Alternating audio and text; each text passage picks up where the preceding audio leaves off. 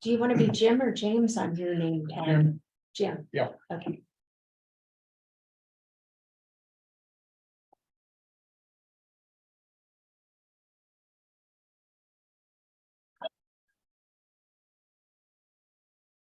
And you saw that SWAC got changed to These things aren't all the same height. the week before, Yes. because They're on the same shape.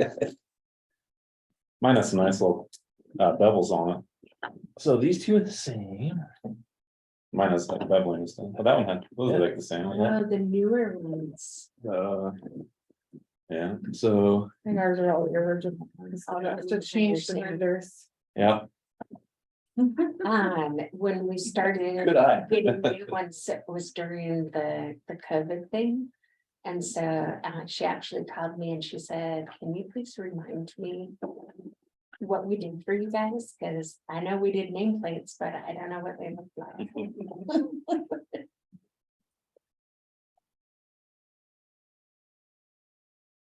And it was Yeah. marks, that was like all caps. Yeah. Or lowercase or something like that, and then they were like starting to switch like between lower caps and all caps too, and Mine's upper and lowercase. So he got one that was. Is it? spelled Mine's all differently, caps, so, one was- right? yeah, Oh, yeah. So Janice's. Yeah, mine's all uppercase. Mine too. yeah. It was Janice. So you it started with do it Jim's with like everything uppercase except for the first. it initial. started There you with Andrew Shaw, where it went from uppercase to lowercase. It says it was misspelled. Who's? Mark Henry. Oh.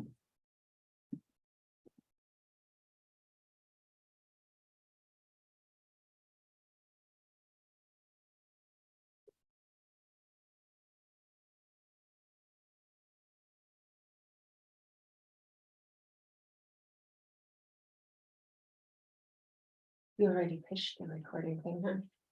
Yeah, I remember hearing it now.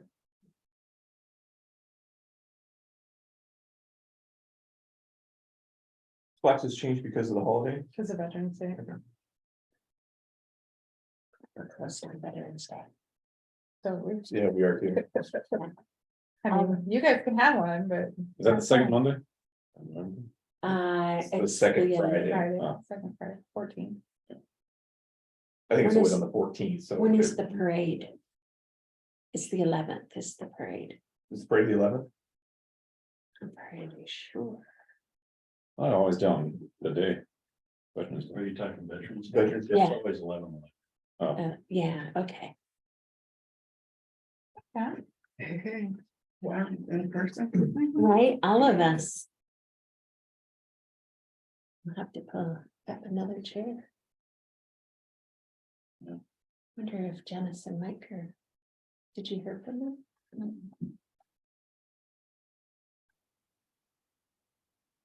So yeah, we're gonna enter a bus in the parade. Oh, are you? Yeah. Oh, cool. It's too hard to run routes that day because all of our routes go through the parade area from 6:30 in the morning when they close it off to 2 o'clock in the afternoon when it's finished. So Yeah.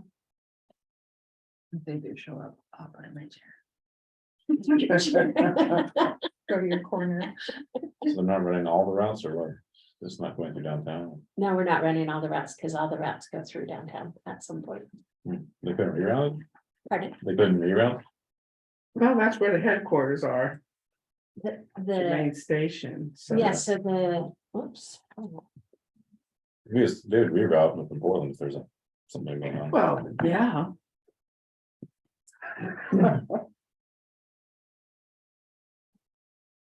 Might make it hard for people, but Yes.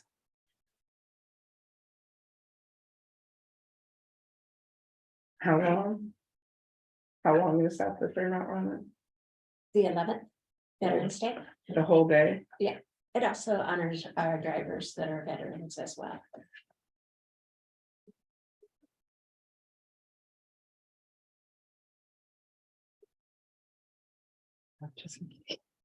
I think I just heard them pull in.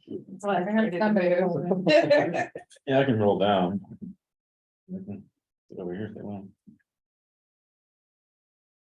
Oh, you have to, so I'll have to put one in that, in Is this Garrett? No, you Okay. Okay. Oh, you're not gonna say her? No. Okay. Hold on, hold on. I will sit here. Musical chair. The owl out. It doesn't know where to look. That's a lovely day for us all to be together. It is, it's been a while. Yes. It's a good thing. Howdy. Good evening. Hey, stranger. Hey there. And stranger too? Yeah, stranger too.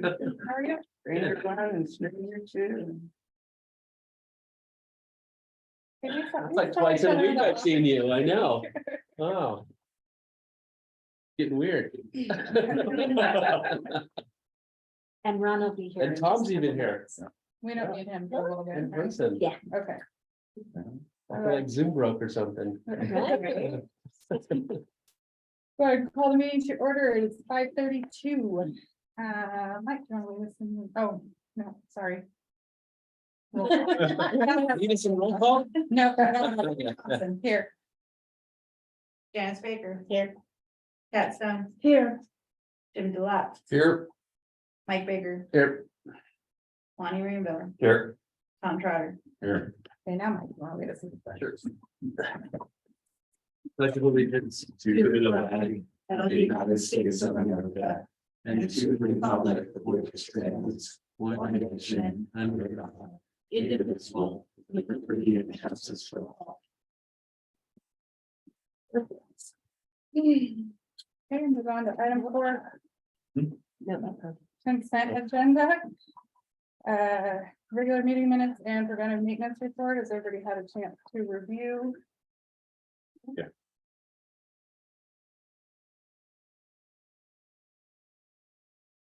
Any questions or amendments?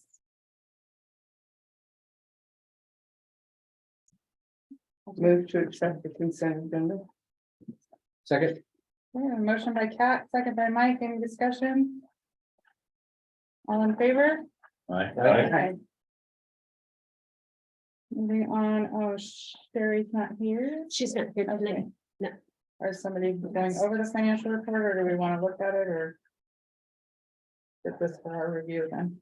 Oh, it's for our review and everything is falling into alignment where it should be. Look pretty good. This is a, take one capacitor. Here just past the first quarter, right? The 4 months, right? The whole September. Yes.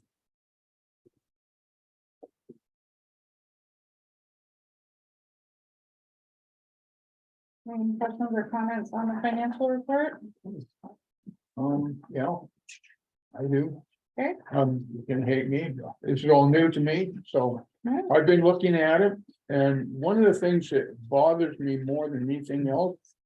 Is the IT in every single category is way over the budget. And I wanna know. Why is that? I mean, I realize, I know that there was new tablets were purchased, and that's gonna be part of it. But in every category. We're looking at the third month, so you shouldn't be more than about 30% over budget. What it is the cost of the software. There's a yearly cost of software, which is averaged out in the budget over 12 months, but it's paid all in 1 month. And so, but that's. split So in the between- para, then under 124-330 IT maintenance and software. Which was budgeted for the year with $365.45. Excuse me, was used, but it was only budgeted at 150, that's 243.03% over budget. Okay, which one are you looking at? This is Page under 3. para, under Prepared page township. 3.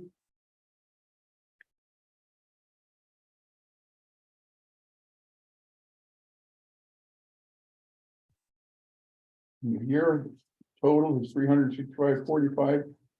Budgeted was 150. Okay, so what happened there is we had drivers that were driving demand response, and we only had 2 paratransit drivers. When we were able to get dispatch to start scheduling correctly with the paratransit rides within the paratransit service area, and the dial-a-ride rides are outside the paratransit service area, Okay, it changed the ratio of drivers. So we now have more drivers that are driving paratransit within the service area. okay. And then, so the other one, the demand response one, would be lower than anticipated. And also, like the cell and tablets, and each one of those Mhm. is pretty high. I know that you have previously said that you had to buy new tablets, and so is that done the same way as averaged out over 12 months then? And that's why it looks high on one month and another? It should be about the same every month, but where you'll see the discrepancy is with the demand response in paratransit. Okay, so Because the number- it's the changing in that is what's causing it to look bad. Yes, Something else I saw, which is printing and copying, is this year, we're over 41%. So what is it, we're having more copying than normal? Or are they charging too much? I just see, I'm just looking at it in new eyes. I haven't seen it before, and I'm just questioning it, yep. No, those are things that we've been talking about too. We own the printers that we have. Uh-huh. And so we have 2 main printers up here for everyone's use. That anybody can print to for the higher volume jobs. Okay. Yeah, and or ones that have to be color or something like that. But then each one of us that has confidential information that we work with, we also have a printer on our desk as well. Okay, So the cost of replacing print cartridges okay, all right. is higher than what it has been, yeah. Um.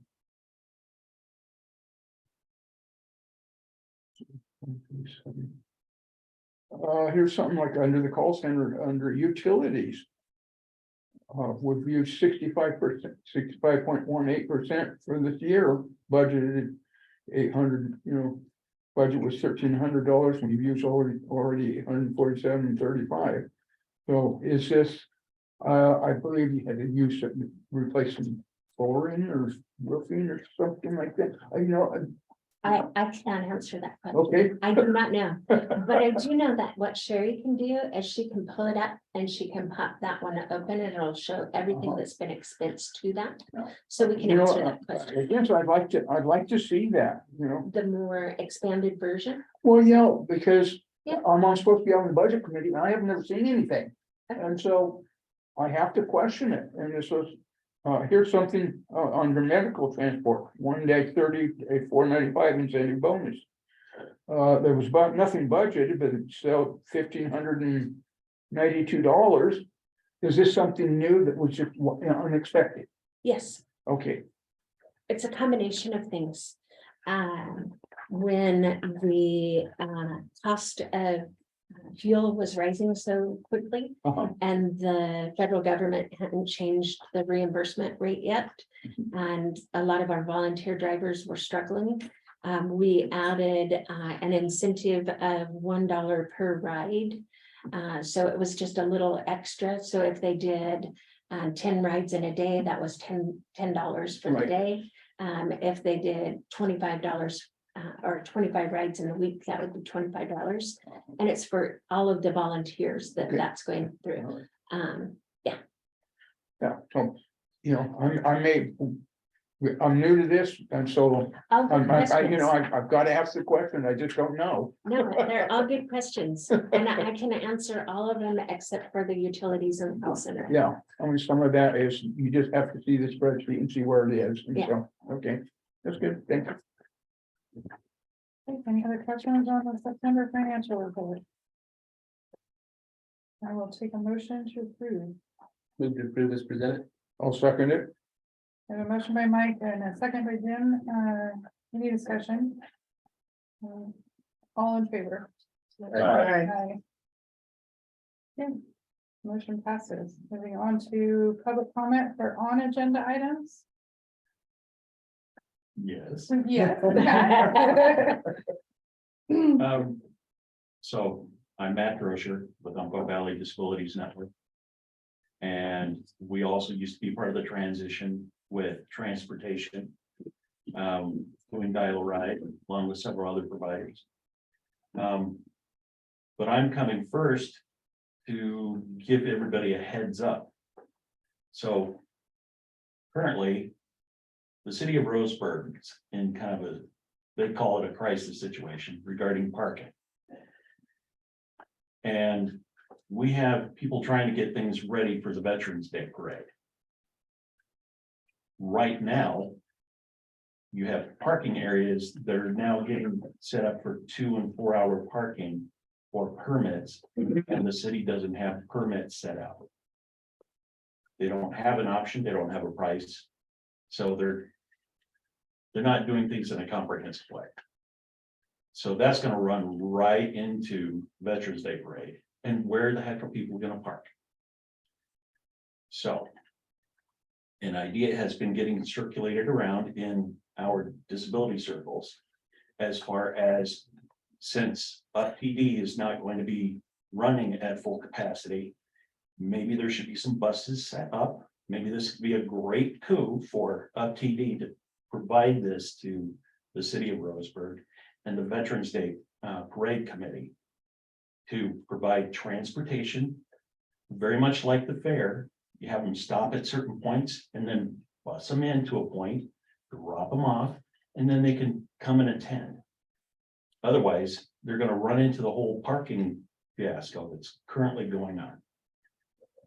Don't federal rules prohibit transit from being used as a shuttle? As- Yeah.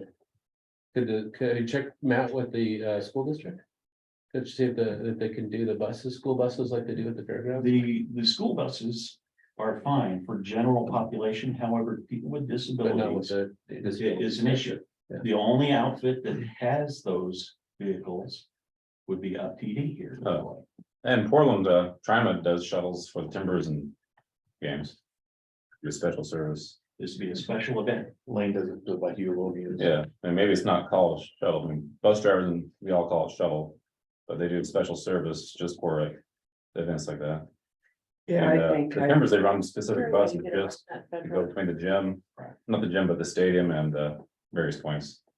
When we were offering to help people move during the fires, the big fires a couple of years ago, was that not almost like shuttling? Over to Hudson. Now, Can we have the same thing? we have federally owned vehicles and they can actually require us to provide service with them when it's a federal thing like that. Yeah. Well, I think the block downtown during Veterans Day Parade is an emergency. Well, how's TriMet do it then with the Timbers game or something? That's just a sports thing. Well, it's not just Timbers, it's, Blazers and. Well, the Blazers they usually don't do shuttle buses. I used to drive up there for them. So like, I did the train, they do shuttle trains, like additional train service, but they actually have dedicated buses that they're not in regular routes or anything. My run is a special route. Yeah, they just do the bus as a special route. Mhm. And there's like a map that they give you a paddle and everything. And you just go on a certain route just for the Timbers game. Right, and this is just one situation. Yeah. But in the future. So another thing to kind of add into this next is that I'm also tied to the Oregon State Independent Living Council, which is connected to vocational rehabilitation. Sure. And they recently had focus groups. And there was a focus group here. And we met at the Elks Lodge. There were about 20 people that showed, including care providers, consumers, and a couple of staff. And in this conversation, basically the focus group was asked, what are some of the challenges? One of the biggest challenges is having available, accessible transportation. And this is to get to events that are either medically related or non-medical. And cost was also considered a factor. There are a lot of people that if they're using Medicaid transportation, for example, that means their personal allowance that they get is not very much. And every single dollar counts. So if they're being asked to take a $1 ride without guarantee of a return or pay $2 out, and they really don't have that for their budget. And then on top of that, we have people that do regular appointments. And other setups need to be provided. But that has gotten now the notice of, like I said, at the state level. And so there are already things being talked about. And right now, this would be a key point where UPTD could be in the forefront and start working on some measures to make things more accessible.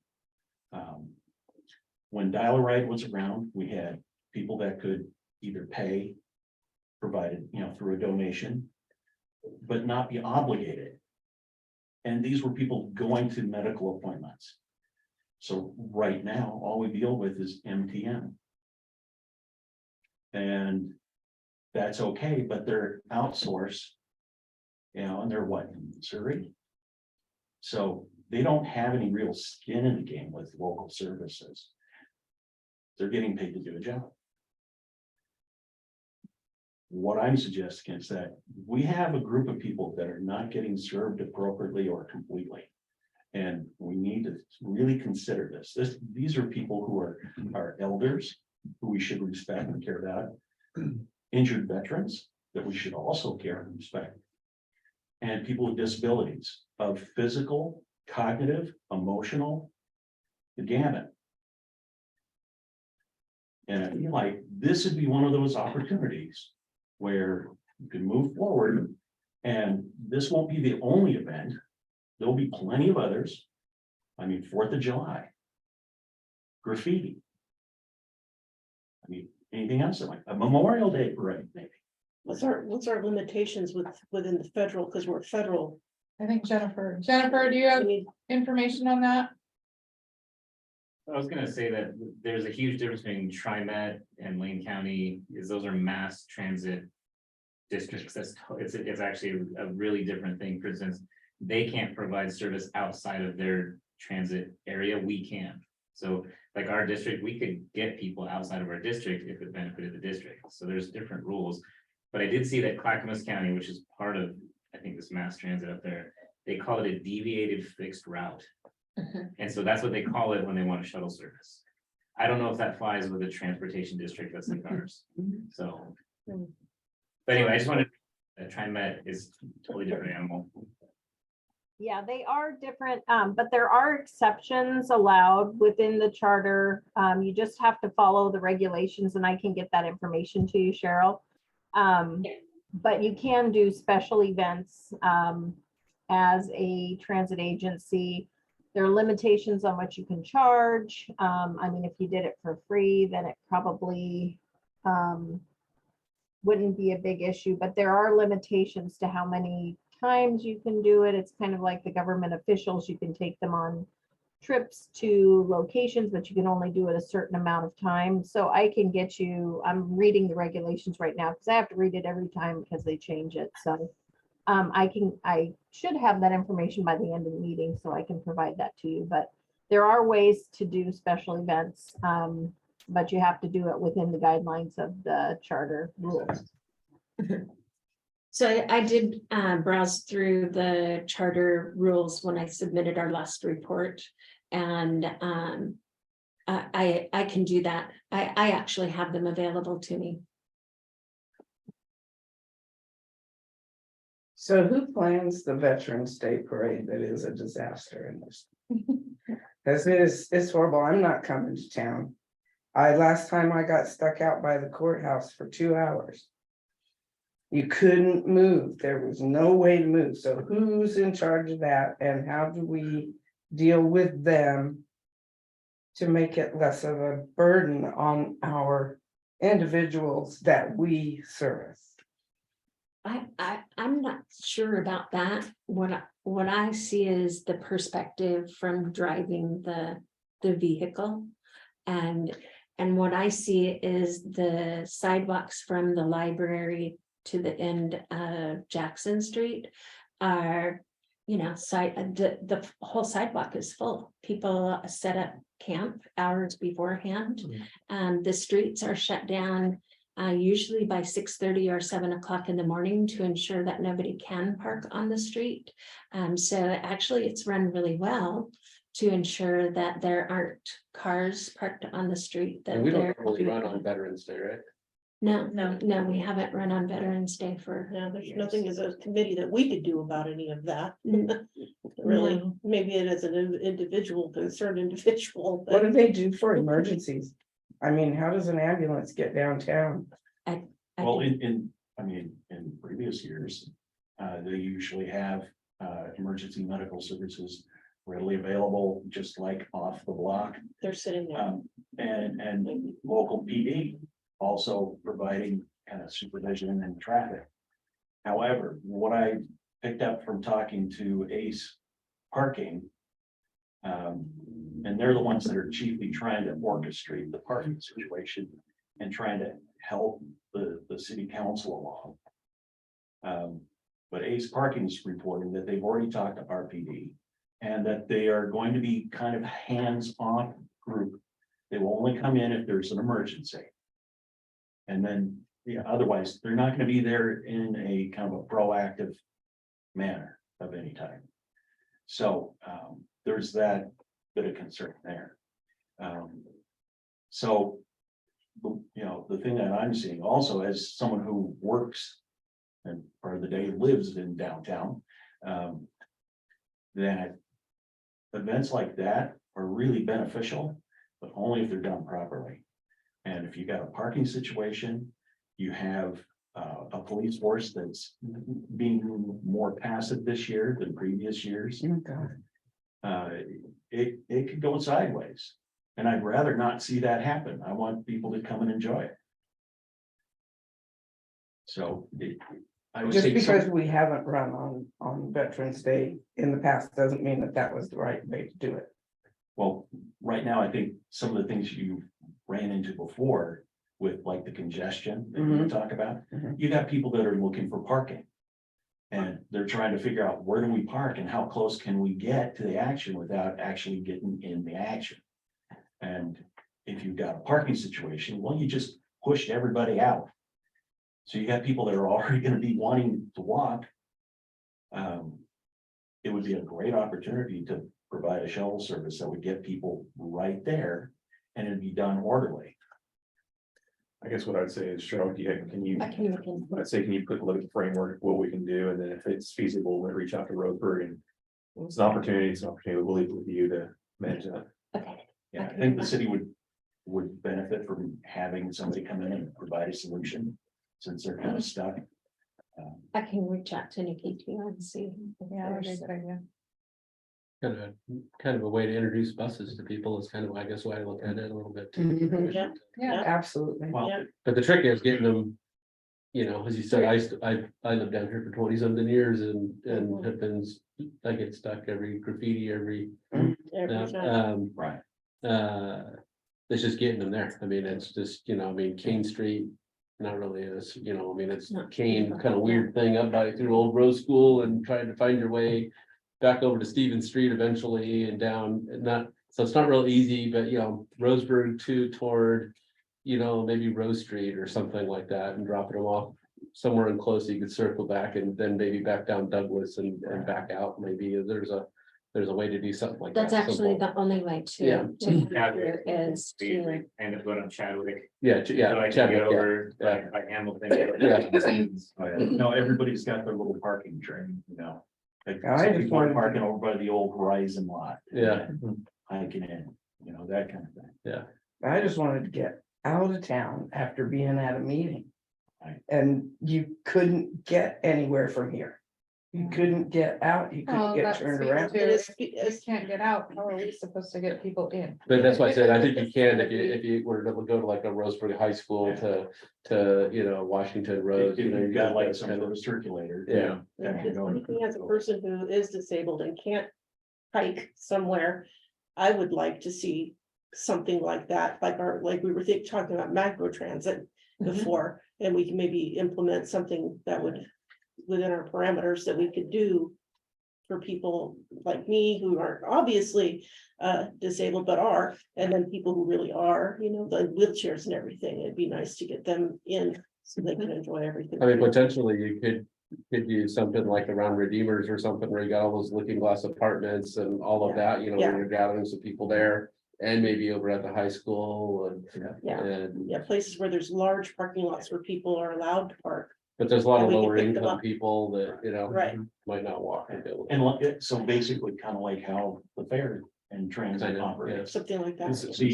So you can have the yellow dogs, you know, the big school buses, and you could also have the specialized.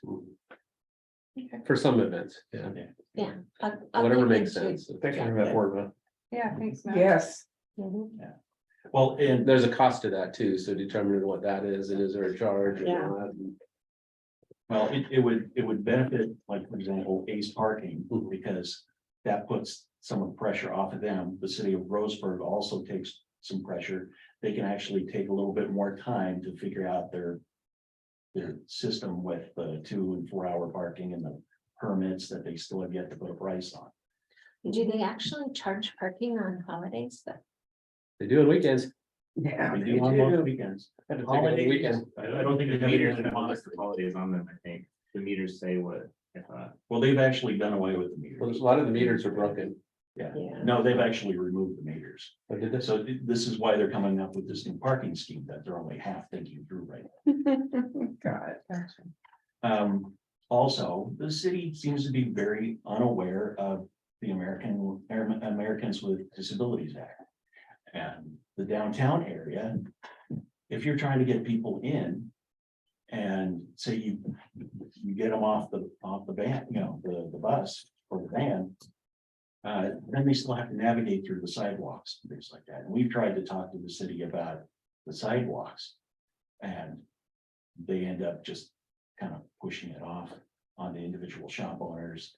And so it's the Downtown Roseburg Association has some responsibility. No, so- no, in Here, any- is it? No. In any jurisdiction, pretty much the property owner has the responsibility for maintenance of the site.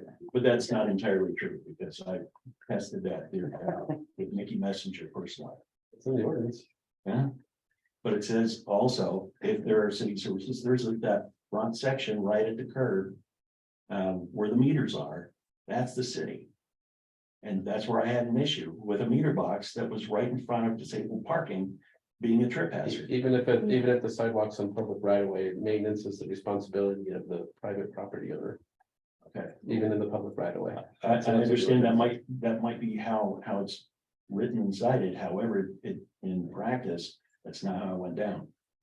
We didn't have to pay anything for the repair on the meter box. That was the city being inattentive. They realized that they were being inattentive, and they took care of it, put it. Well, in if the it's meter their, box. if it's their meter box, then it's their meter box, right? And then Right. they've got to repair and replace whatever sidewalk that Right. goes along with that part. of the Yeah, project. and that was the only part of our sidewalk that was a problem. Did they need the entire roadway for the parade? I mean, they can go into the roadway a little bit. Half of the roadway, maybe. Well, they really haven't done too much around downtown on the roadway. Normally, like around graffiti, they put it in a slurry coat and make it all look nice and repaint everything. 2018, they did some pipe work with Brown Construction, and then they left it with kind of the rough wood. And on top of that, they redirected funds for striping and disabled parking identification on the ground. They diverted that money somewhere else, Stevens, Stewart Parkway, Garden Valley, somewhere. So currently, since 2018, our 2 parking spaces are not painted. You can't really tell, and even the signs are up high and they're small. But that's the city. So this would also be a great opportunity to provide some awareness to the city about what other things that they might need to do to make sure that people are coming downtown and doing it safely. And again, this is a great opportunity. It's multiple fold on this. So I think it would be like I said, I mean, this would be a great chance for people to get some really cool service. So what's our time frame on this? Because I have no idea. I think we have 5 weeks. And is that doable If for a big today's the- hurricane? Today's the 10th, Today's the first, 10th, 11th, yeah. November. That's Friday. Okay, You also have to get the word out to people too. It's gonna be maybe a little too tight for this year, because Yeah. maybe we can explore for next year. Try to- Let's see what I can do. Raise some awareness now, I get the think ball rolling. it'd be nice, even if you couldn't get the PR out, to try and have the service, worked in, just because of the parking situation. Sure. People are gonna get stuck. And we're gonna have more congestion, more jamming, think about. Mhm. And every year it's gonna get worse. Well, maybe even just being asked to be at the table during the planning. Some of the planning meetings, having transit at the table. it's the county veterans, Yeah, we put in an application to them, so I think we have their contact information. Okay, wonderful. Let's Perfect. Perfect. do that and have some email updates. on Okay. What we're Any, covering. any other public comment? Is Jennifer the only one on She is. there? Okay. I could comment a bunch of comments if you want me to. You have your own slot on the agenda. Okay, I'll. Moving on to general manager report, Carol. So, I got really good news on our vehicles that we've ordered through Northwest Bus.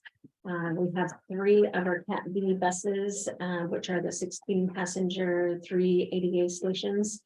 That are scheduled to go online for their build next month. He said that they usually take about 14 days for the build, and then they get transferred from where they're. I don't remember where they're building them, somewhere in the Northwest or the Midwest, and then they get transferred to Federal Way, Washington, where they finish up with adding in like the cameras and radios and wraps and things like that, and they go through and do the punch list on the vehicle. So we could have them right about the first of the year. He said he didn't have any updates on any of the vans. We still have 3 hybrid vans and 4 gasoline vans that are on order as well.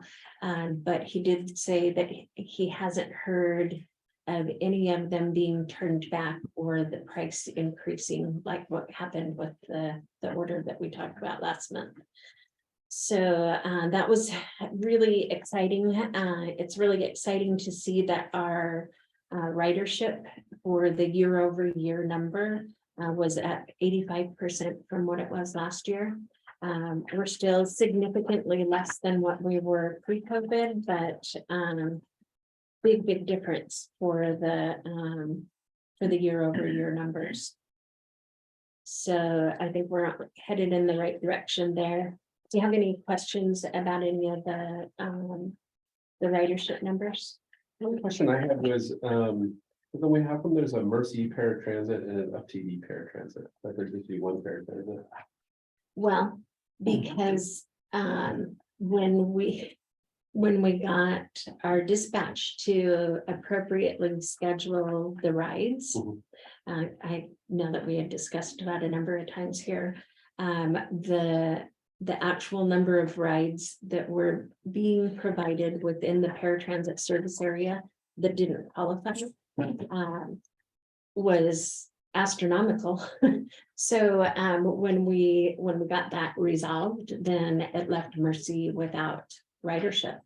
And so, but it left us short. We didn't have enough people to cover the number of rides that were being scheduled. So what we did is we took one of Mercy's vans and we schedule paratransit rides on it. But it's kind of like a fill-in. It's 1 day a week and sometimes 2 days a week, but you know, it's something that keeps their vans full because we contracted with them. Yeah, so that's how it ended up being that way. When the paratransit service area became Sutherland, all the way to Winston, then that and the corridor that runs along 99 in between, that just really changed the dynamic, you know. So that's how we ended up with Mercy doing paratransit. Yeah, because we'd asked them to add another driver and then didn't have the rights to provide them. So it resolved it for both of us. Curious what routes the Cat D buses, so So they will do our lifeline that will go from Roseburg to Cottage Grove and then back to Roseburg and down to Wolf Creek to make that connection to Lane County and Josephine County all in 1 day, and do it twice so that people don't get stranded.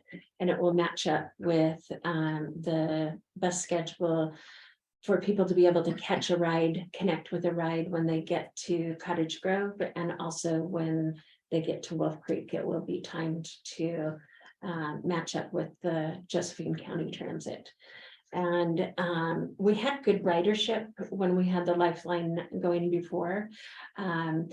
We did, that's part of my report also. I had a conference call with LTD, City of Cottage Grove and LCOG representatives, and they wanted to discuss the Lane Transit or Lane Douglas connector that South Lane Wheels has been doing. And they concluded that the ridership was just so low that they said what they were going to say was it wasn't a not never, but not now. So they're not going to continue funding that service. And especially knowing that we were planning on doing that service, only providing it in a different way. So they did ask questions about why we thought that our ridership was higher than the ridership was for South Lane Wheels. And that's simply because the greater number of rides starts in Roseburg and they go to a destination in the morning and they come back from the destination in the evening. And the way the Lane Douglas connector was originally set up, if you got on it in Roseburg, you couldn't get back to Roseburg. You would have to schedule a dial-a-ride from Drain to Roseburg. So it wasn't a cohesive way of doing it. So I think they had a grand total of like 62 rides in the entire time that they provided service. So that won't be going anymore after, I believe it is June 30th. So we were planning on doing the Monday, Wednesday, Friday. They were doing the Tuesday, Thursday. So anyway, those buses will service that, and they will service the change that we had discussed with a collector for South County. So we'll rework that South County route so that we have a collector that's down there just doing the Myrtle Creek, Tri-City, Riddle, Canyonville and back.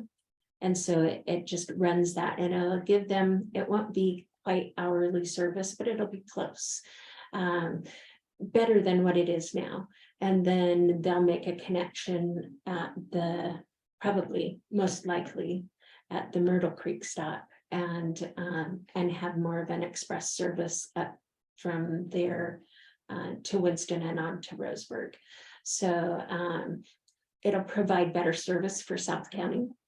And it'll allow us to use the drivers that we still have, still provide the same level of service in getting people to and from the Roseburg area. Actually, probably better because they won't be covering so much distance. And So that's where those buses will go. Clarification, there won't be any more transport between Roseburg and Eugene. So right now, the transport between Roseburg and Eugene is through South Lane Wheels on the Lane Douglas connector. Right now, if somebody gets on in Roseburg and they go to Eugene, well, they may have fixed that in there. They just restarted the route. Cause I got really good reports about that. Did you? Yeah, that it was awesome and it was the right timing and it worked really well. Is this recent? I don't know what's recent. Like within the last month? Yeah, it was probably over a month ago. Okay, I'm not sure. so it's just gonna change. And it'll change so that it's different days or it's different hours or. So we have had in our STIF plan a project for that connection between Cottage Grove, Lane County, and all the way through Douglas County to Josephine County. We have had that there since 2018, but then COVID hit right when we were getting ready to implement it.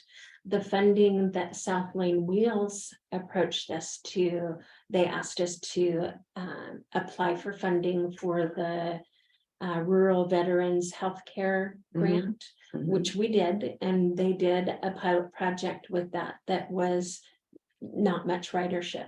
A pilot project. Right. Then they partnered with City of Cottage Grove for STIF funding, which they are currently, that's what they're using to run that service with. So we're not taking their service down. The City of Cottage Grove is not going to continue to fund it, is what the end result of that was. We are going to stand our service up, as we've always stated, as soon as we have the bus. So we'll have service one additional day a week than they had. Plus you'll be able to go there and back in one day. Yes. Are you going all the way to Eugene or are you going to Cottage? So they won't be able Cottage to Grove. go for a while. Well, But not until the July 1st, basically. So Cottage Okay. Grove stop sounds like it kind of and stays as it is connected through to June LPD, 30th. so they could just hop on. On that. and For this new service, July 1st.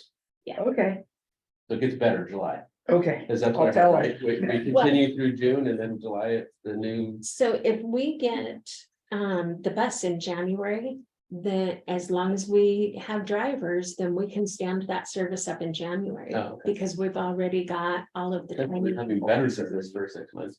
Yeah, But no service until January, No, no, they it'll still are continue. going Tuesday, Thursday. Tuesday, Thursday. That's Okay. what South Lane Wheels does right now. Yeah. But we're talking Monday, Wednesday, Friday. So potentially if it starts in January, you could have a Monday, Tuesday, Wednesday, Thursday, Friday service Through July. through July. July. And then it will just be. And Monday, it'll just be Wednesday, Monday, Friday. Wednesday, Friday. Well, Okay. An additional day. So it'll be good, great for a little bit. Told you. well, And and then better after. we're getting ready to go into a new round of grant funding. So we'll be posting a public notice for availability of funds. We put together a grant application for the providers that is extremely simplified because we are the qualified entity, and they are not they're not applying directly to ODOT, they're applying to us. And so we simplified it for them. And so we have the grant application put together. And once the funding availability has been posted, then of course they'll have a couple of weeks to turn in a grant application. We are providing this information directly to all of our providers as well. We're not expecting them to catch a public notice in the paper that they may or may not read, so we're providing that to them directly. And then once the applications are received, we'll have at least one STIF. Well, okay, so that's something we'll have to look at too. Do we want to continue to call it the STIF staff meeting? Because we had done that because we had to have a special transportation advisory committee for 5310 funding. But we also had to have a committee for STIF funding. I guess we do have to continue to do that. unless we do it all in one meeting. I So would do it all in one meeting, that's what we're, because it really all goes together anyway. yeah, that's what we're shooting for. And I got the notification for the amounts of the 5310 funding, so we'll be able to do that public notice at the same time as well. And then when we have the meeting, then there will be a recommendation of projects. And with the conversation, having just found out last week that the South Lane Wheels project was not going to be continuously funded, then what we can look at is putting a project forward that is the funding for the other 2 days, and then we could continue the 5 days a week. And just go from there. That way they wouldn't lose that service. And honestly, ridership is always better if you go every single day. Yeah, they don't have to remember what the schedule is. Yeah, and there's always the people that call and say, well, I would really love to use your service, but my appointment's on Thursday and you guys come here on Tuesday. Yeah. And so that's huge. So anyway, once we do that process and have the stiff stack committee meeting, then we can bring those recommendations to the board. The board will approve or make recommendations for changes, and then we'll complete our applications to ODOT. Our applications to ODOT are due a little bit earlier this year. Typically, we've had to the end of January or mid-February, and they are due to ODOT, I believe it was January 15th. It's better than Christmas. That's what I was So thinking that's you were why- gonna say. Well, and that's why we want to get the recommendation to the board in the December meeting. Yeah. Because otherwise we haven't got enough time, once the board makes their decision, to get our application completely in order. Because it takes some doing. And then, of course, the awards will be announced by ODOT in the March-April timeframe, and we'll work with the providers to do their contracts once we know what those awards are. And then the grants are executed July 1. So we're in that process. So this is the optimal time to put aside money to fund the rest of that project, if that's something that the group wants to do.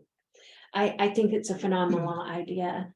But that's just one person's opinion. One pretty expert person's opinion. Yeah, I'm the subject matter expert. So anyway, it's been a really interesting month, and do you have any more questions about the report that I provided? Then we have the report that Ron Sperry brought for us. And he has the information about the questions that have been asked ongoing in our group here.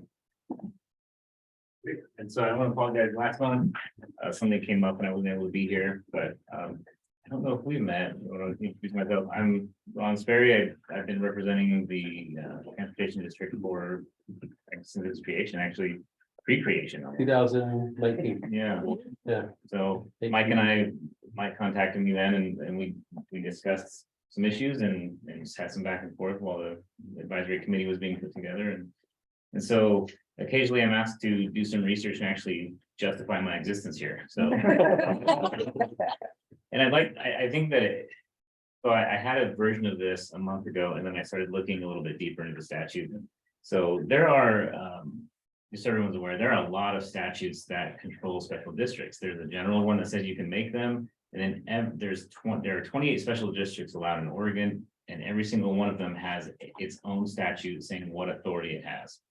And the transportation district one is a little confusing because it's also part of the mass transit statute. So there are two statutes there, and the mass transit one is ORS chapter 627. It's like the first 3/4 of it, and then they gave us like 7 paragraphs at the end.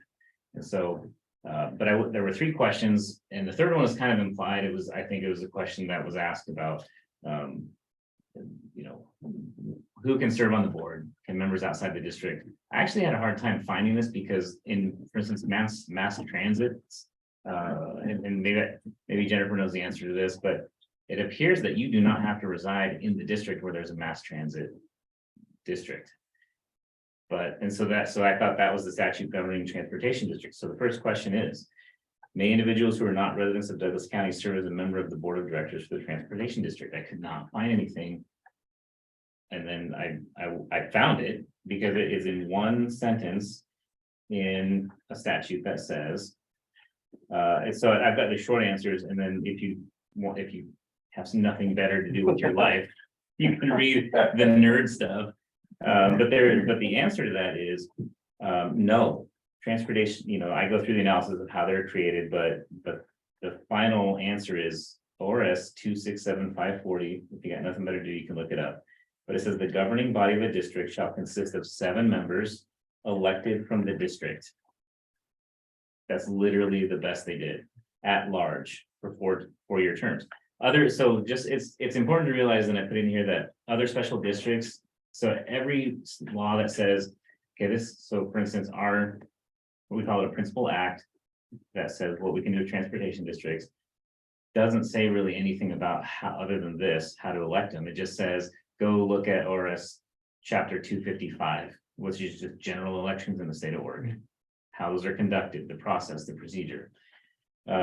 Other districts actually have all these rules, like if you talk about sanitation districts, school board or school districts, those have in their principal acts really specific things that, you have to be not just an member of the electorate, meaning somebody who can vote in that county, but own property, pay a tax, that kind of stuff. So transportation districts, a little bit looser. So what does it mean from the district? I looked up cases. There's actually a great website. The Oregon Government Ethics Commission has hundreds of letters that they've published over the years that you can browse. I did not find one specifically on this topic. And I'm going to talk about that in a little bit on one of these other questions.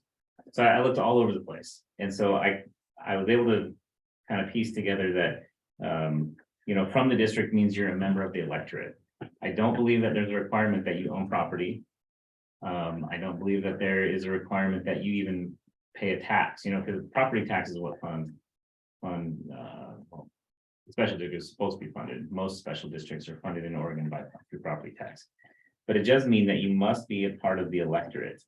And that just means someone qualified to vote in the county as set out in Article 2, Section 2 of the Oregon Constitution. And I didn't cite that. It's just that describes or sets forth the rule about what it means to be basically somebody who can register to vote. So that's about the only requirement. At large, is everyone familiar with that term? It means there are no special districts within the district. So we don't have like a District 3, 1, 2, 3. So everybody on the transportation district board could be from Winston, could be from Mill Creek, could be from Glendale. But other special districts limit that. They break up, they make a 7 each 5, and then you have to live in that area, like the city council, they have wards. So that's the answer to that. That's the short answer. And like I said, you can read all about the creation of special districts. The second question and the third question were a little bit more difficult because to answer those, you have to look at what authority special districts have. And special districts have only the authority specifically given to them. So, and I'll talk about that because there is this clause that says, you have whatever authority you need to accomplish the general or purpose of your district. My job is to spin that to do whatever the heck we want. No, I'm joking. That's what you see. Like when I took my constitutional law classes, there's this clause in the Constitution that says you can only do what we set out in this document, or if it's really like a serious deal, you can just do whatever you need to do. I mean, that gets used to do a lot of stuff. So the answer to the number 2, or I guess the question, let me pull it up. May spouses serve together on the board of directors for a special district? This was an interesting question because then I think the question or the concern was this conflict of interest idea. Interestingly enough, the Oregon Government Ethics Commission And the rules that they've populated are only worried about basically three kinds of conflict. And that is, are you gonna make money off this deal?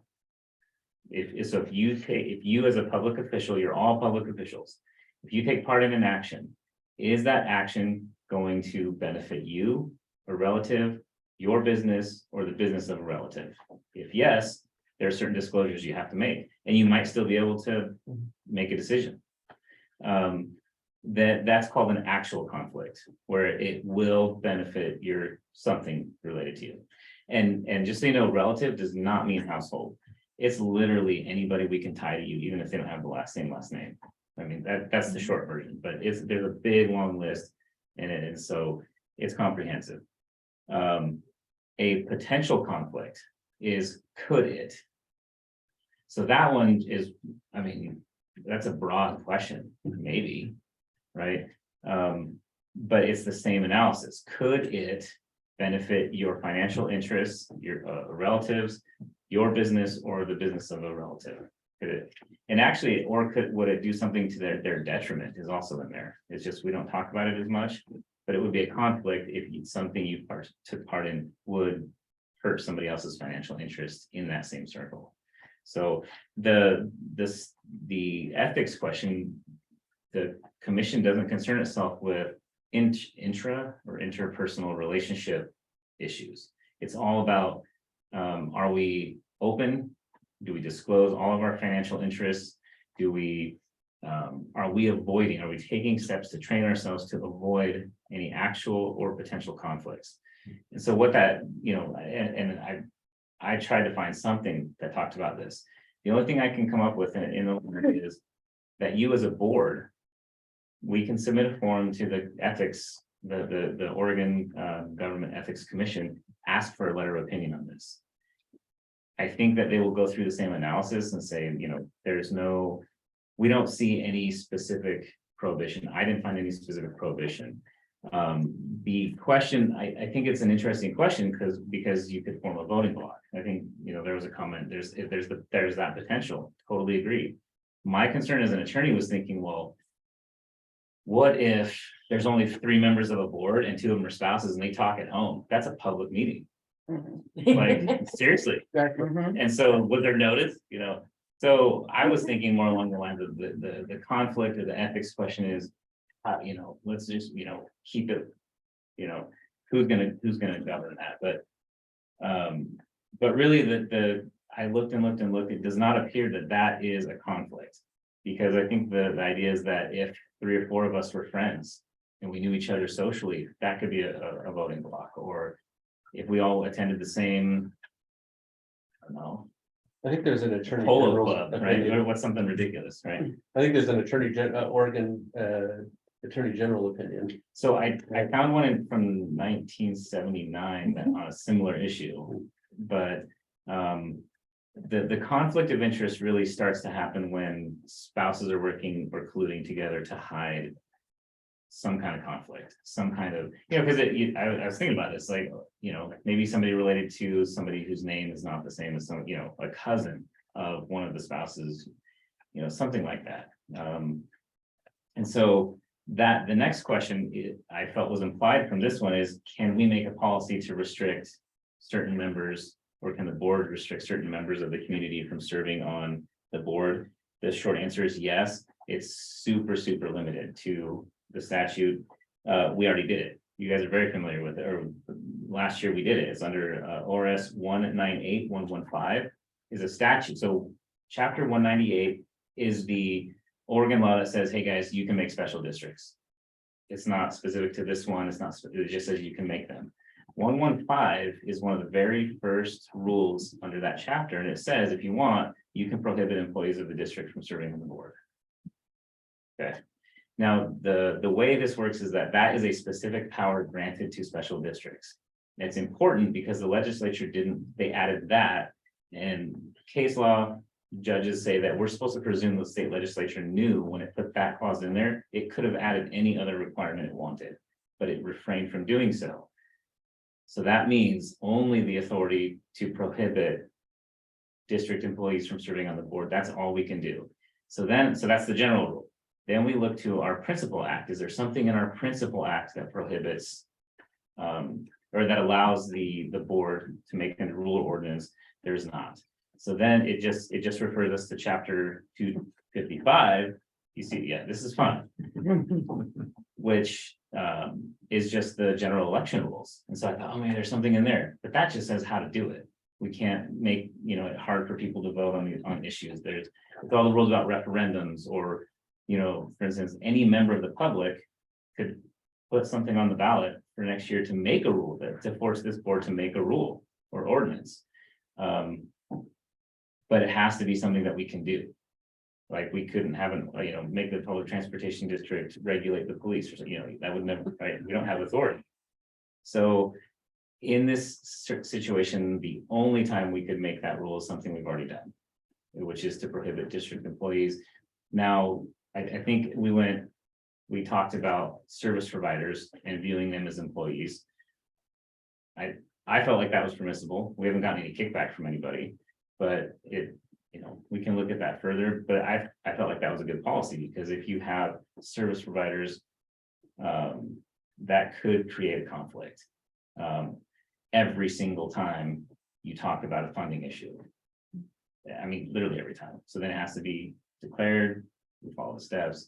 And so those are all the short answers. I go into talking a little bit about the ethical issues, and I was surprised to find that I felt like the only real ethical, I didn't mention the other two, there were gifts was the other one. I said there were 3 things that they're concerned about. It's whether you have financial interest in something, your gifts, what kind of gifts. I mean, I think it's limited to $50, and it can't be anything super cool, right? I was on the planning commission for the city of Roseburg, and we got Post-it note, like a little Post-it note thing, and maybe a $10 gift card to Dutch Brothers from the city, hey, thanks for being on the board. It's very minimal. And I have to declare that in my, I think all of you guys have to do that declaration, or you guys don't have to. I had to do a public Planning disclosure. commission, city council, and Okay. no other commission or. Okay. To do that, Yeah, I had to fill out a financial, Disclosure, yeah, did I receive any gifts? Did a spouse, kind of the same questions. Did anybody in my sphere gain anything from my position on the planning commission? It's a whole bunch of Post-it. Yeah. My kids got Post-it. So like grandma's had his own. Right. So I don't know if there were any questions off the top of your head. I just gave you kind of the light version. And so just to recap, no, people have to be a member of the electorate in Douglas County. And I had to look that up as well. So I thought we had a limited region for certain areas, because we don't provide transportation to every single place on a regular basis in Douglas County. So I looked up the charter and the advisory committee statement, and the district is as big as the geographical jurisdiction of Douglas County. So it's the entire county, so anybody can be on. It's unusual, but. It is, that right. I thought maybe it was just the, some portions of the I-5 or just the incorporated communities in Douglas County, but it's the whole thing. Spouses may serve together. Generally they're not prohibited, and we cannot create a rule to prohibit them. But I think it might be worth, maybe if we wanted to get our names on an opinion from the commission to ask. Because they do a very in-depth analysis of the rule. And they're kind of worth looking at. If you have a question about, hey, did we do something wrong? I would, I went and I found one that was last June on executive sessions. Yeah, and so I was like, hey, look, there's us, executive session. So it wasn't specifically us. It was another group that had the same question. So I have the website in here, but you just throw in your browser window, Oregon Government Commission or Ethics Commission, takes you to the website, and you can browse hundreds of opinion letters if you have a question. And 99% of them all have the heading, conflict of interest, personal gain, conflict of interest. Like, there's just hundreds of those.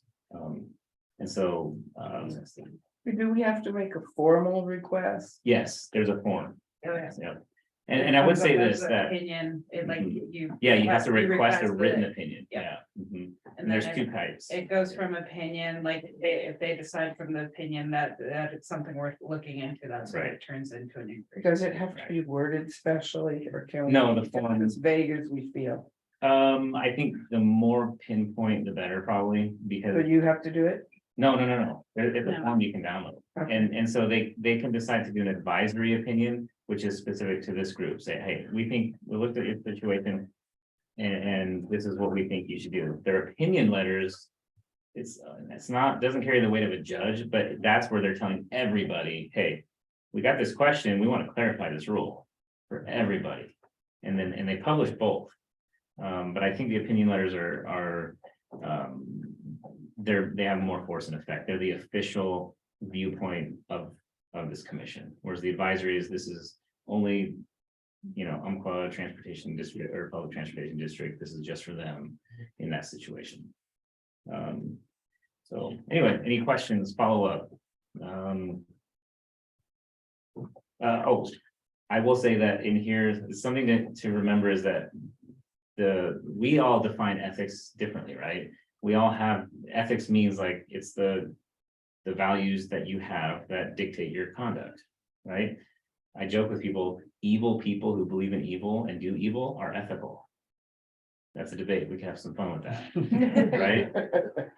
My wife hates when I say that. Evil people are ethical. Like, so we all have a different idea of like what ethical means. Like is this an honest way to, or is this conduct in line with what we perceive as being right, wrong type thing? That's totally different than the way that ethics is defined under statute. And that's what I wanted to bring up, is that the ethics defined under statute talk about those three things: gifts, personal gain. I'm blanking on the third one. That's almost all what they care about.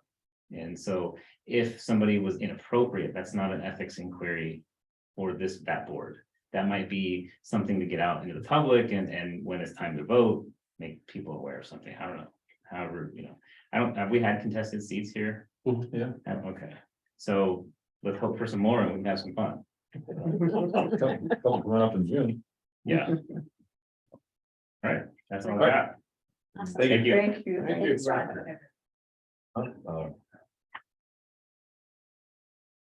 Thanks. Any other questions on Cheryl's general manager report? Okay, Jennifer, now it's time for your comments. How are my comments? I am inviting anybody who's interested to we have a solicitation training and grants pass on the 19th, of October. And it's from 10 o'clock in the morning until 3 o'clock, maybe 3:30 in the afternoon. Lunch is provided. You do have to sign up. If you're interested, you can email me or get Cheryl and it'll be a lot of information. So if you want Cheryl to go and give you an update, that would be good too, but you're welcome to come.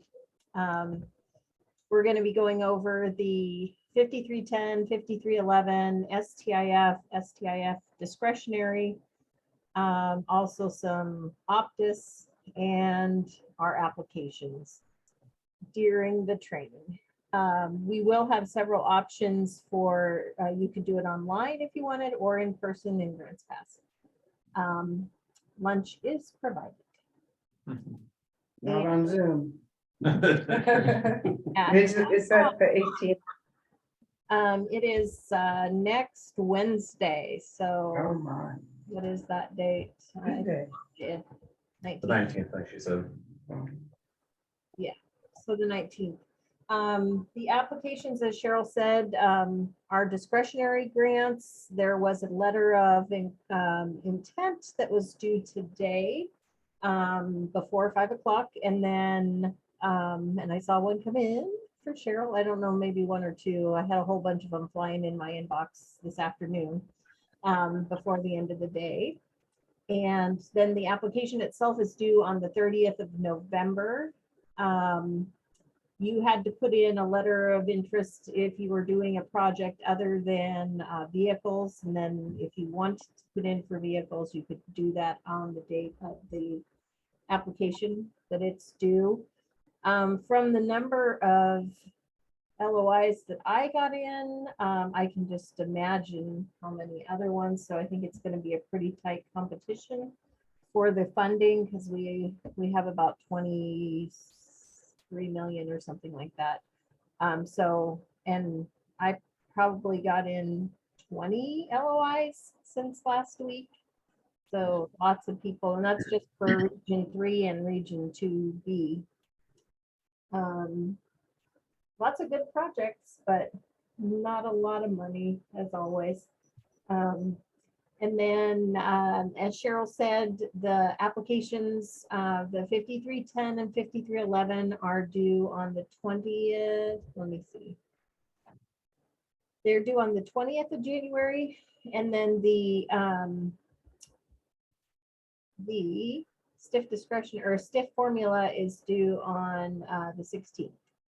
So 2 applications due that week. So guess what Cheryl's doing over Christmas vacation?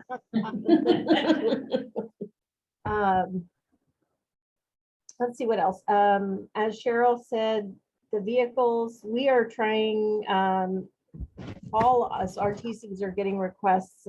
People are trying to purchase vehicles and they had grants and they put in additional money and now these vehicles are coming back 20 to 40% higher than what they originally had anticipated. So people are finding that their grant applications are not sufficient to provide the funding to purchase as many vehicles. Most of the people had multiple vehicles, so they're having to either cut the number of vehicles or try to find additional funding sources to supplement. We RTCs have asked our supervisor, if there's any way we could try to find some additional funding that we could use to try to supplement the folks that are needing that to fill the gaps. They're still talking about it, but so I'll let you all know if there's anything. I think you had enough in yours, didn't you, Cheryl, that you didn't need additional funding, or do you?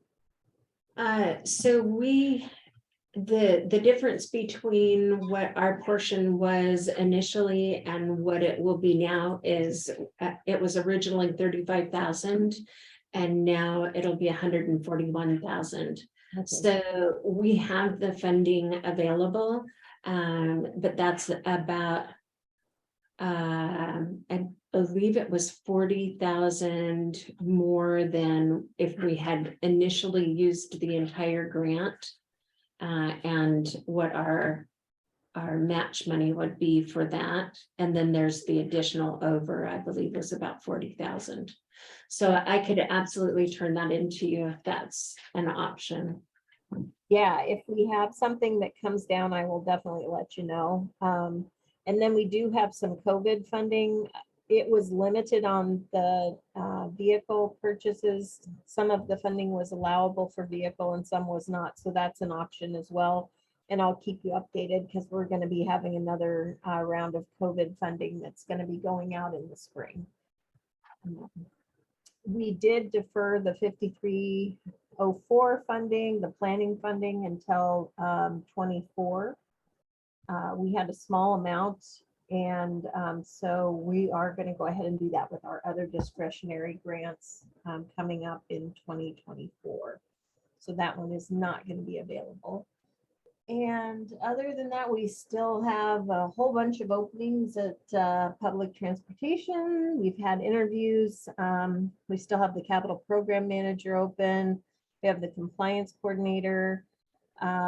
We have 2 RTC positions, and I think we have a total of 13 positions open in public transportation. So Are everybody. you covering all of now that they lost their second RTC? Do what? Covering all of Region 2 now that they lost their second RTC? No, we lost Teresa. Teresa Yeah, Conley. Region 4. So I'm Oh, I thought she was 2. Okay. yeah, I'm helping with some of Region 4, and so there's 3 of us, and we're all covering multiple regions, but that's all right. It builds character. That's a good attitude. That's all I have. If you have any questions, what was I gonna say? The attorney, I can't remember what his, or is he in the insurance? He's the attorney, correct? Yeah, So yes, he is spot on the district. If your district is only a portion of your county, then those areas within your county outside of the district, oftentimes they will have like ad hoc type folks on the board, but they don't necessarily have voting privileges. And so RBTD has a small portion, just kind of the center part of the valley for their district, and their members are within that district boundaries. cool. Thanks, Jennifer. Anything not on agenda? I'll come back to my report real quick for not on agenda. There were a couple of discussions that I participated in that were of note. One of them was the 5311 funding. So the formula that they use to allocate 5311 funding. Pardon? I just say, for those that are familiar with what 5311 does, that's the fixed route money. Oh, yes, the fixed route public transit. So there's a formula that if you have expanded your miles and hours of service, the most that you can get is 110% of what you had last year. So you can get what you had last year plus 10%.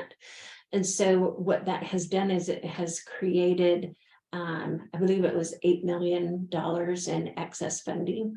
And so they allowed me to participate in a conversation about how to best utilize or distribute those excess funds while still maintaining a bit of like a safe Safety net. So that, yeah, if we had new starts, we'd have that money for that new start to take over. Yeah, so there were like 4 or 5 districts throughout the state that were exponentially lower than if they were to be funded just based on miles and hours. We were way lower than what we would be if we weren't capped at the 110%, as were a number of other ones. There were also a couple of others that they were looking at being funded at less than 100%, which would then in turn kind of cripple them because it wouldn't allow them to dig out. And so was very interesting. What I put out there is that was super exciting, that they're gonna bring us closer to whole, because that was what they were talking about. Do we just make everybody whole and then go from there, or do we do these other options? And so there were some pretty straightforward options put on the table, and then he presented it to PTAC. And there were additional options on the table that were a little bit more convoluted, and I didn't thoroughly understand them. But just long story short, we're going to get at least 200,000 more in 5311 funding than what we have been getting. It could be a greater number. As like a permanent thing. Yeah, that's my Like the one too. Yeah, to bring us closer to whole, and then we'd still be able to get the 110% each time that they do it. But they're looking at doing a reset every couple of bienniums. So instead of every 2 years, maybe every 4 years, look at them all and get people reset so that we're not falling behind like that. And the board that hasn't changed since I started working here. So that's 5 years that it's been the same. And so that's part of the problem with that excess.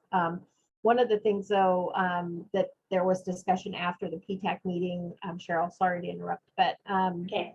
they're trying to determine when the funds will be released, because right now you know, this discussion came about right before the solicitation materials were released. And so they're trying to figure out how to make people whole without creating a whole bunch of problems, because a lot of people have already done their budgeting. We also don't have, the earliest that they can take it back to PTAC is not until November, which then we're getting right on the tail end of the time that the providers have to have their applications in. So they're, from what I was gathering, and I, you know, don't quote me on this because we don't have a firm information on what we're going to do, but it kind of sounds like it'll be a mid-year. So it'll be mid-cycle. So probably not until December, January of 2024, unless they can really get PTAC and the numbers people together and get moving on it. But there will be definitely additional funding that's coming.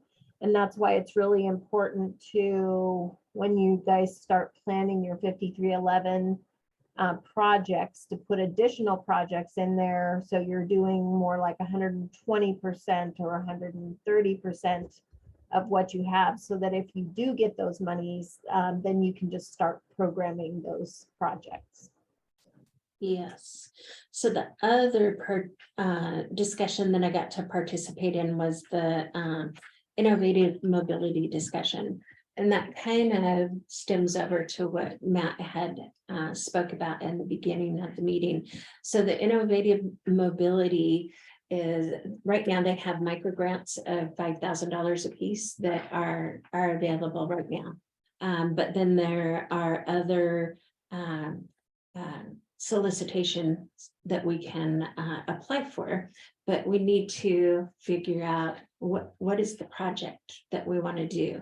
Because what they're talking about is just what Matt had spoke to, is the populations that are typically underserved. So how do we create a project that is going to meet the needs of those people that is still public transit, that we can either manage it ourselves or make somebody a contractor to be able to manage it for us. So some of the things that had come up were bike share, or like the electric scooter share, those kinds of things that will meet that first mile, last mile challenge that, well, in our county, it's like the first 20 miles and the last 20 miles. Yeah.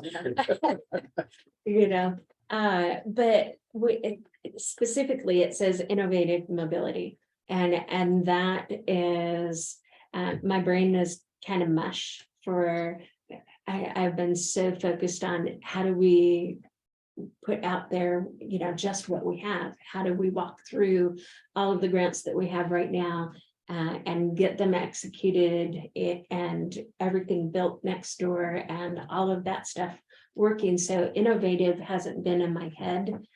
So anything that you guys can think of that would be workable that we could do. I'm just kind of at a loss for what could we do, that falls within the guidelines. So I can send you the information and see if you have any thoughts on it. Yep, good, yeah. Yeah. I do think you want to be careful of not overstraining your staff resources. Exactly. When you're trying to, get this going, and that's gonna take maybe a lot more than you think it will. Yes. To get that developed, so Yes. I'd be a little wary or mindful, I guess, of that. So the other thing is the letter of intent. I kept it really simple for the stiff discretionary. And it's for the technologies that we've been discussing need to be either upgraded or added. That there is a fairly simple and inexpensive fair technology that would allow for contactless fare for people to be able to purchase their passes online. The I think just even electronic fare Mhm. collection, is probably one of, who carries cash anymore? Right, Um, well, that's what I mean, yeah. cashless, yeah. Yeah, you can use your debit card, or you can swipe your watch or whatever, and Yeah. card and just access it and it pays the exact fare instead of giving the extra donation. Yeah, so I put in for a full-time IT person to be able to manage the IT projects that we want to come into the into the district, like software for the dispatch, the tablets that would go in all of the vehicles for the vehicle location. So we know where all of our buses were at all times, as well as the demand response vehicles. That would tie into the passenger facing app that would tell them when their bus is going to be there in real time. And we already have some of the pieces on our vehicles to be able to do these things. So it's just tying in the correct software and getting the rest of it together to make it happen. There again, I know that I can't be that person, and there's nobody on staff that I could spare that can focus 100% on that. So that's why I put the IT person into that project, because it needs to be somebody that can be here, that understands transit, that we can ask questions, that they can ask questions, that's, just integrated, not somebody that we call every now and then to work on something. They would be part of the installation process, part of fine tuning to make sure that these things work, and just getting it up and running. And there are all things that were identified in our ODOT information technology assessment. And we sat here at the table going through all of these things, and they went, wow, you guys really are starting at the beginning. So I'd recommend prioritizing. So they're all pieces of software and technology that were identified that we need to move forward. So that's what I put in for technology. Fair. We're almost back to public comment. Any other not on agenda item? Okay, public comment. Matt. So Cheryl, I'm just following up with your comments. It sounds like an IT person would be great for high-tech solutions. However, we're in a rural district with a lot of people who are not tech savvy, don't want to be tech savvy. You're talking again, the population I'm very familiar with, people with disabilities and elders. And how are you going to provide low tech options for these folks so that they get that kind of accessibility that would otherwise be done through some sort of high tech option? So our high tech projects that we have are for the function of the district, to make our district function better. The only part that is passenger facing is the next bus technology, the automatic vehicle location.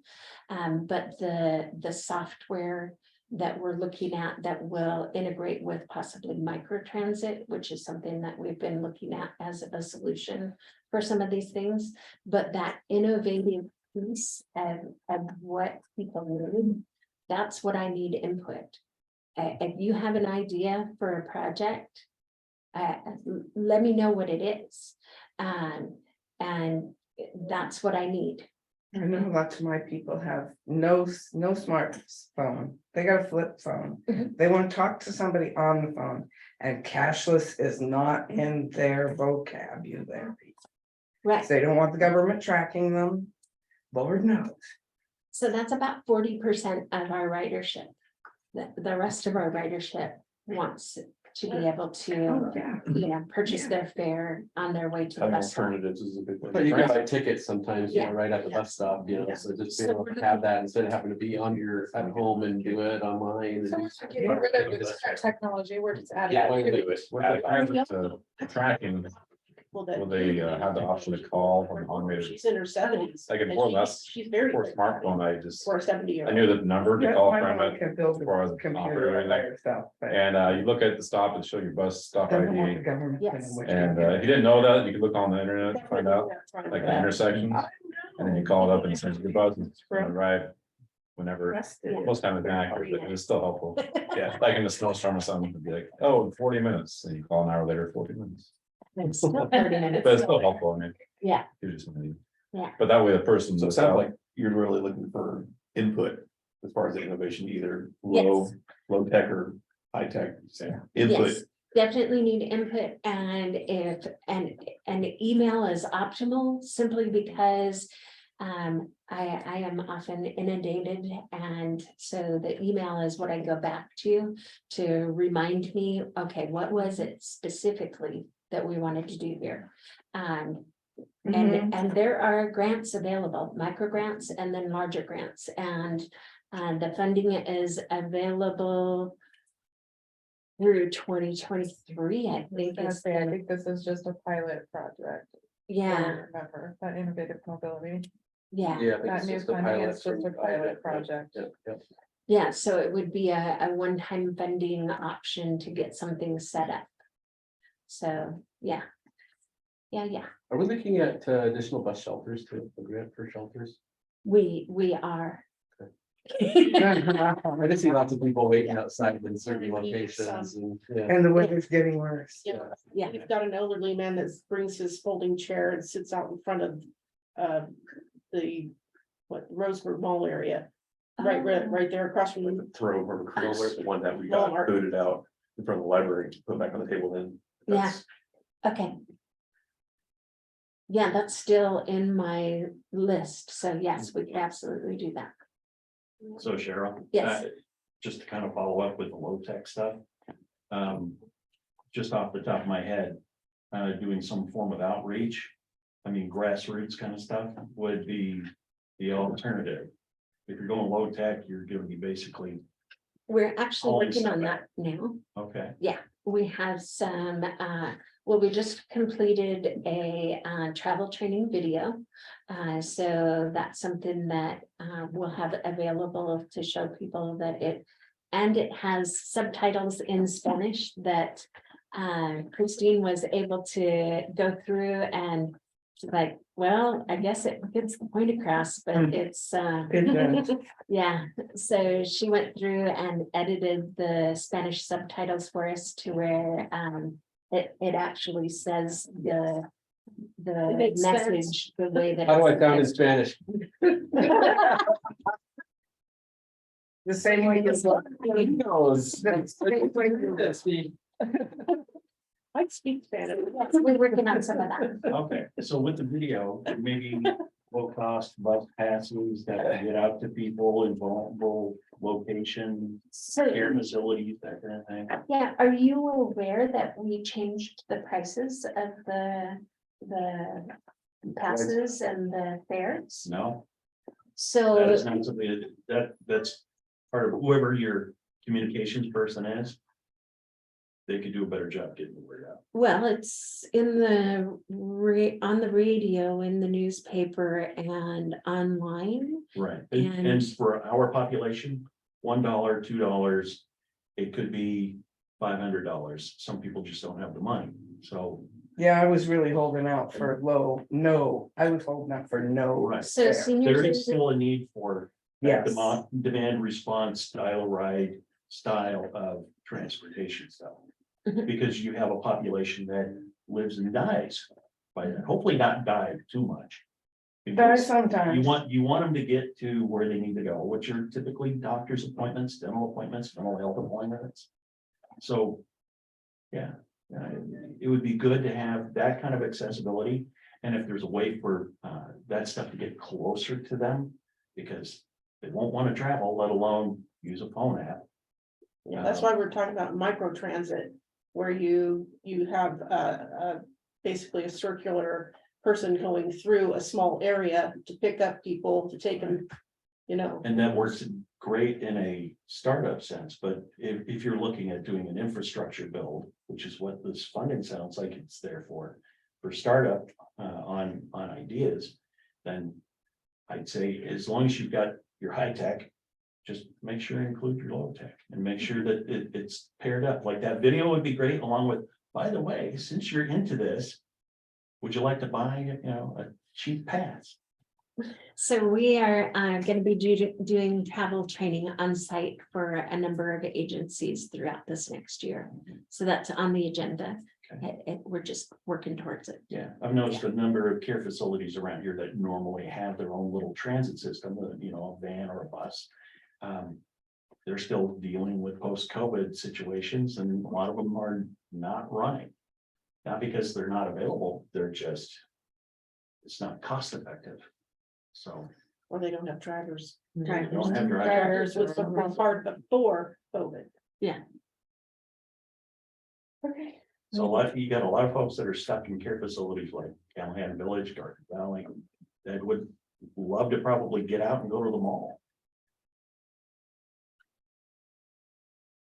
Well, generally that's on the care facilities and their activities director people. I worked in one for years and we had an activities person and that's kind of their thing, Right. is rounding everybody up and taking them where they want. Well, my mom's currently at Rosehaven and has friends at Callahan Village and they talk scuttlebutt. So on Sundays, I go visit my old math. And she was giving me all the 411 on the shenanigans at Callahan, and they lost their activities director. Gotcha. Actually, the situation, I guess, that she decided to go find better work.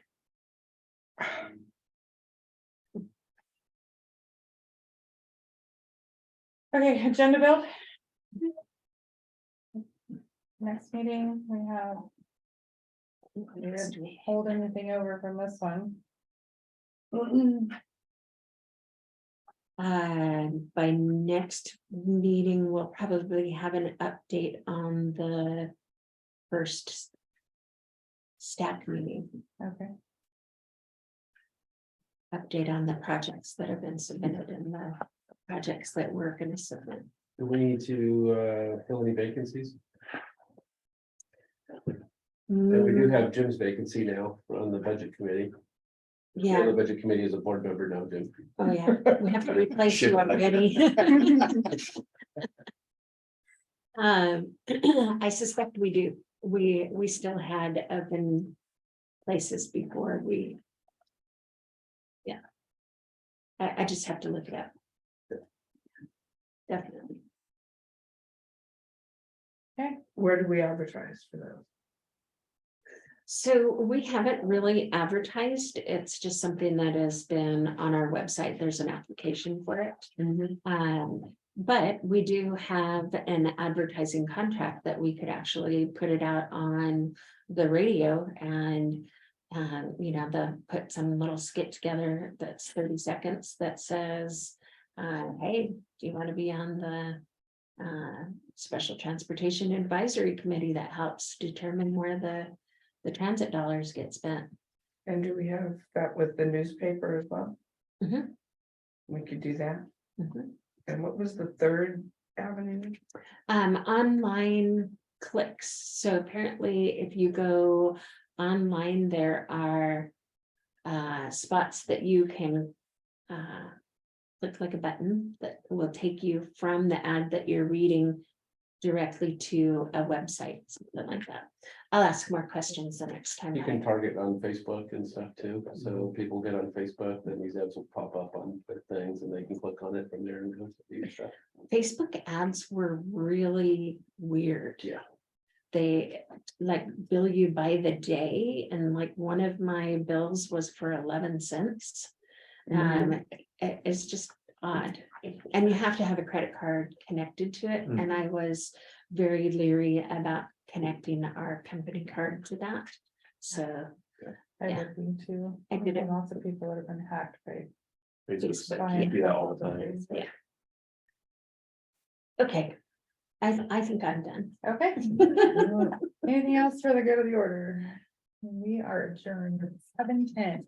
7:10.